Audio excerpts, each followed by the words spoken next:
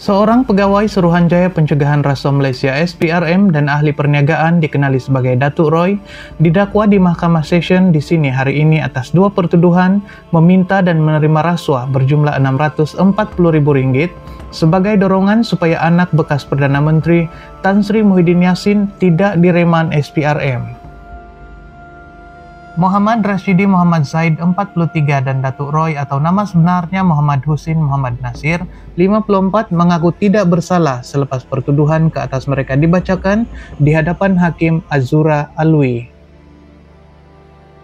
Mereka didakwa bersama-sama secara rasuah meminta untuk diri mereka atau bagi mana-mana orang lain suatu suapan wang berjumlah RM400.000 daripada Siti Dalena Berhan 47 sebagai dorongan untuk tidak menahan reman Datuk Fakhri Yassin Mahyadin semasa siasatan SPRM.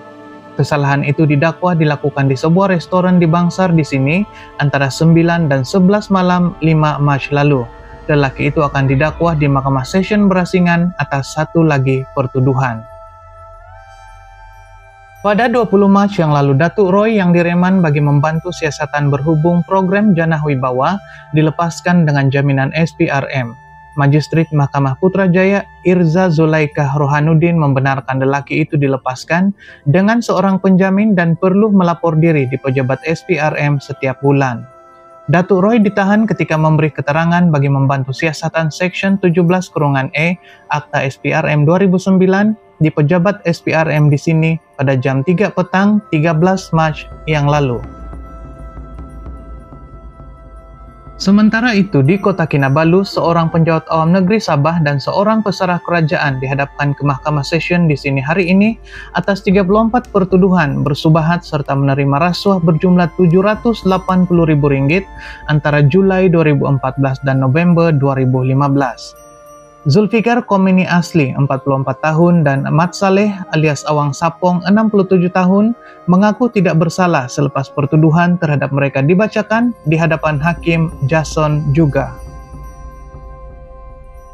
Mengikut pertuduhan, Zulfikar Komini ketika bertugas sebagai juru audit di Kementerian Keuangan Negeri Sabah bersetuju menerima suapan bagi dirinya melalui pemindahan wang di sebuah bank di Sipitang yang dibuat menggunakan cek daripada syarikat kilang sawit Bel Sendirian Berhad ke akaun syarikat Lihot Construction milik ibunya dan syarikat Sri Atusin Enterprise milik adiknya. Suapan itu sebagai dorongan berhubung hal ehwal prinsipal tertuduh yaitu tidak menjalankan lawatan pemeriksaan mengejut terhadap syarikat kilang sawit Bel Sendirian Berhad mengenai pemalsuan penyatah cukai jualan negeri Borang 4 Kementerian Keuangan Negeri Sabah.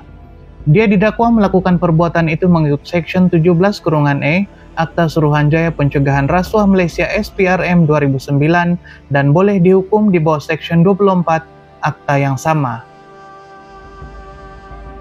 Mat Saleh alias Awang Sapong pula didakwa bersubahat dengan Zulfikar Komini, yaitu bersetuju menerima bagi pihak kedua-dua tertuduh suatu suapan wang berjumlah RM780.000 pada tempoh dan daerah yang sama. Mengikut pertuduhan, Mat Saleh yang ketika itu bertugas sebagai pembantu tadbir di Kementerian Keuangan Negeri Sabah telah menerima suapan tersebut sebagai dorongan untuk dirinya dan Zulfikar Komini. Dia didakwa mengikut Seksyen 28-1-C Akta SPRM 2009 dibaca bersama Seksyen 17-E dan boleh dihukum di bawah Seksyen 24 Akta yang sama. Jika sabit kesalahan, kedua-dua tertuduh berdepan hukuman maksimum penjara 20 tahun dan denda 5 kali ganda jumlah nilai suapan atau RM10.000 mengikut mana lebih tinggi. Mahkamah kemudian membenarkan kedua-dua tertuduh diikat jamin masing-masing RM80.000 dengan 2 penjamin dan mengarahkan mereka melapor diri di pejabat SPRM setiap 2 bulan selain menyerahkan paspor antarabangsa pada mahkamah serta menetapkan 17 Julai ini untuk sebutan semula kes.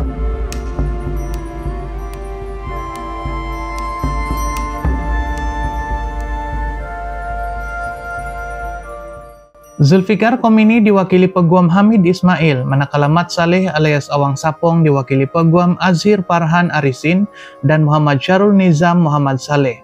Pendakwaan kes dikendalikan Timbalan Pendakwa Raya SPRM Nurul Izzati Sapifi.